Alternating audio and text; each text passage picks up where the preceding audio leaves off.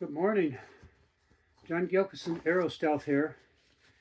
It is Thursday, March 19th, 2026. And this morning I'm going to be shooting a video on Ford Lightning electric pickup truck versus my current gasoline pickup truck. I have a 2014 Ford F-150 XLT four-wheel drive with a 6.5 foot bed and a 36-gallon gas tank. And then it's set up to tow this fifth wheel we're in here. And what occasioned this video was the fact that recently I went to a gas station when the prices are higher now, but they were about $3.40 a gallon when I went. And because the truck has a 36-gallon gas tank, I only tend to go fill it up when it reaches a half tank. In other words, I run down about 18 gallons and then I fill it up. And that usually costs me somewhere around $40, but this time cost me $62 to put in almost 19 gallons. And so I wrote a blog on that because we have an electric car, an Ioniq 5, and it only costs us about $20 a month to operate it. And so I just wrote a blog, and what I was pointing out was that if I had a Ford Lightning pickup truck, I could have put the same amount of energy in it as far as how far it drove the truck, which was 340 miles. It turns out that would take about 170 kilowatt hours, but as you can imagine, about 19 times 33, it was 600 and some kilowatt hours that the gas truck used to go that distance, which isn't bad because it works out. It was 9.8 cents a kilowatt hour for the gasoline. And but anyway, charging at home with an electric pickup truck, it would be $1.75 a gallon, and that's a fixed price. It doesn't change from week to week, and it would only cost me $8 to put enough of to charge that battery enough to go 340 miles. Now that said, the truck only has 131 kilowatt hour tank, 3.9 gallons equivalent, and so it would take more than one charge to do that, to get 170 kilowatt hours in it. But this has set me to thinking because I have a friend who's helping us out with, he wants to donate some money to us, and we're looking at getting a Ford Lightning truck this year. This is the other reason I am researching all this. So it's possible by the end of this year I could have a used Ford Lightning pickup truck with 24 to 36,000 miles on it. It'd be a lot cheaper than trying to buy a new one, obviously. And the way we look at it is nothing much to wear out on an electric vehicle. So one with 24 to 36,000 miles on it is virtually new. And it would have less miles on it than my car, which currently has 40,000 miles on it. Now here's the problem. There's a couple things going on here.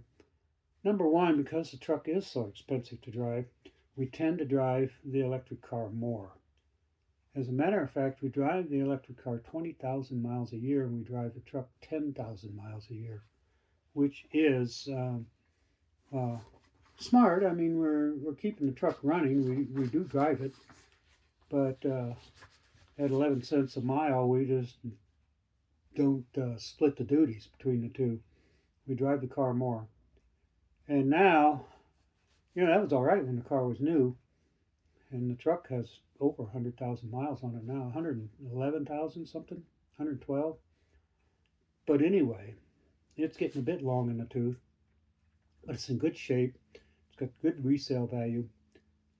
It's had about $5,000 worth of work done on it to bring it up back into good shape. So um, I think now's the time. There isn't a better time to get rid of that truck and get myself into an electric vehicle. And if we did that, we would literally go from about having reduced our carbon footprint by about 80%, our personal carbon footprint, up to practically 100%. There would be so little remaining carbon emissions from the Gilkison household that it would be laughable. Uh, and the reason for that is we have 10 kilowatts of solar in these electric vehicles. And that brings up another point. The electric truck has quite a bit of power output for other uses. And I had a transfer switch installed in my house, and we had a power outage. We could just drive the truck around and plug it in.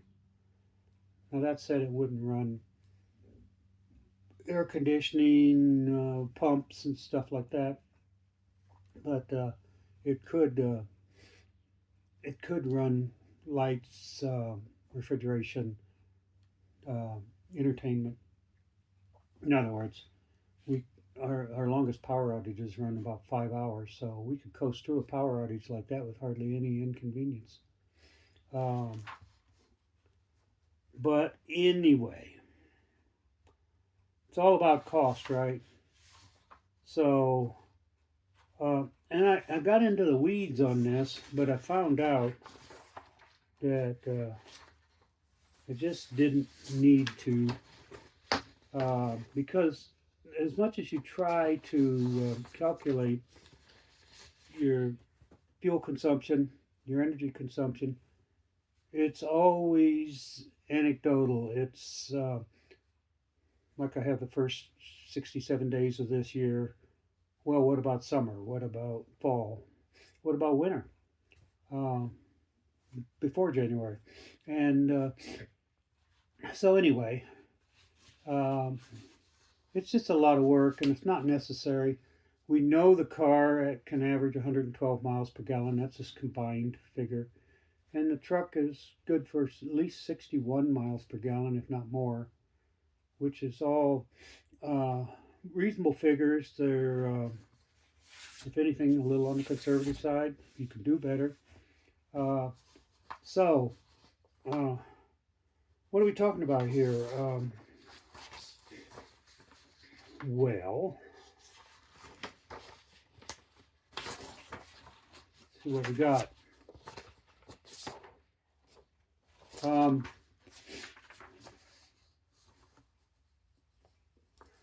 Now, the whole point of this exercise is we're going to reduce the car's mileage from 20,000 miles a year down to 15,000 miles a year. And we're going to increase the truck's mileage from 10,000 miles a year up to 15,000. In other words, split the duties between the two. Now, obviously, the truck uses more energy than the car, but still, compared to a gas truck, it's far less. So, oh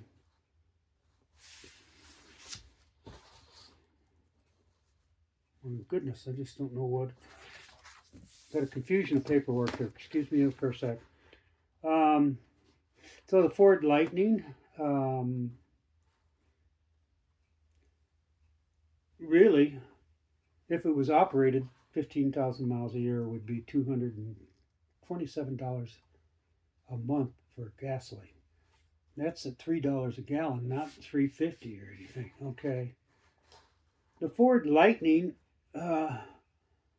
would use instead of using 838 gallons equivalent, would use 222 gallons equivalent, and it would only require 7,894 kilowatt hours a year, which is equal to $372 a year, or $31 a month. So, the Ioniq 5, if reduced to 15,000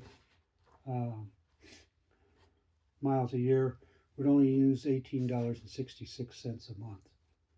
So right there, we just round these figures off. operating the electric car, the Ioniq 5, and the Ford Lightning, it would run around $50 a month. It'd be just a hair short, $49.50. Of course, you would never exactly meet those quotas. Sometimes you go 51, sometimes you'd be 47. Just depended on what happened, what was going on that month, all kinds of things, how much the wind was blowing, you name it. So basically what we're looking at here is the total's $50 a month to operate 2 electric vehicles. And it would cost, right now it's costing us over $150 a month. So basically the savings run, and this putting a tight pencil on it, the savings run from $100 to $110 a month. $100 a month means your truck payment could be $100 higher if you're saving that much. So that's just working from first principles. So there you have it. Take our carbon emissions reductions from 80% up to practically 100%, reduce our cost from $150 a month down to $50 a month. And some of that could be put on sunshine. We can charge during the day at 5.6 kilowatts. If air conditioning is not running, we can basically charge on solar during the day. But we generally charge overnight at a 4.72 cents a kilowatt hour because we have a special off-peak rate from El Paso Electric, which is a whole house rider. Doesn't matter what we do on that. Now, here's another thing. I have the ability to charge both the electric truck and the car simultaneously if I want to. I have a charger that I carry around in the car that's capable of operating off of 220 volts if I need it to, and it can be set up to charge at 32 amps, and the truck could charge on the center post in the garage, which is capable up to 48 amps, which is 11 kilowatt hours. That charger, that EVSE, is on a 60 amp circuit. The other 240 volt circuit on the east side of the garage is on a 40 amp circuit. So you wouldn't get into a bind saying, well, I need the car and the truck tomorrow and they're both need charging. You could charge them both overnight if you needed to, at least enough to get yourself up to where you could drive the next day and do what you had to do. So this brings up another interesting point. We took the car recently to Santa Fe, which is a 300-mile trip from here. And of course, you know, we were used to this cheap electric power at home. But of course, on the road, we run into the prices that we mainly use Francis Energy. Although we did use one Electrify America charger in Santa Fe. But we drove up there. We had 3 different charging sessions going up. And we didn't need the third one, but we were in Santa Fe and we were going to my sister's up there staying with her son. And so we was going up to visit her.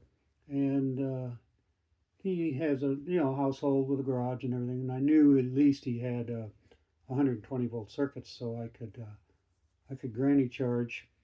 And so I wanted to I had about 30 or 40 miles to go to his house, so I wanted to get the car up to 80% before we went there, because I knew I was going to use another 30 or 40 miles of energy.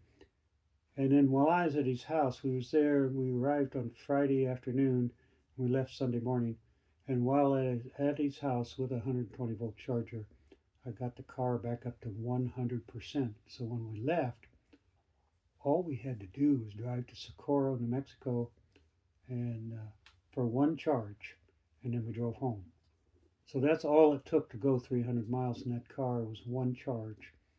And I took it back to 80%. And man, was we paying an exorbitant rate there of 82 cents a kilowatt hour in Socorro. That's just ridiculous. There ought to be laws against that. But anyway, because I charged very cheaply at home, but both ends, and when I was at my destination, my opportunity charging there was free basically for me, and I've used about 20 some kilowatt hours to get the car back up to 100%. So it turns out that the average cost for me driving on the road was about 37 cents a kilowatt hour, not, of course, the 80 that I'm talking about. Uh, but that's the way you do it if you can. And of course, avoid 82-cent a kilowatt hour chargers. But when you're in Socorro, New Mexico, and the next charger is 70 miles away in any direction, so you just do it. Do what you have to do. So that's all I've got for you this morning. We're looking forward to this possibility. We're going to visit our friend in Monaghan State Park in April. So we're taking the trailer. So I got to get going. I got some dirt delivered this week, and I'm flattening out the driveway down there on some curves. So the trailer doesn't lift so much when we're taking it down the driveway or up. So happy trails, everybody. Uh, have a EV electric future. It's the way to go. I don't understand these, I've started calling them ice tards. All these people online making comments about how EVs are shit, so they wouldn't own one, worst thing in the world, and it's just absurd. These these people are basing all this on nothing. They got no experience, no true information, no real data. It's just nuts. But there you have it. Uh, they say intelligence and consciousness aren't one isn't necessary for the other. In other words, you don't have to be very intelligent to be conscious, uh, uh, and vice versa. So I think that's where we are with the world. I think a lot of people are just conscious, and that's it. They just don't seem to go much further with actual insight into how the world's working. So take care. Bye bye, everybody.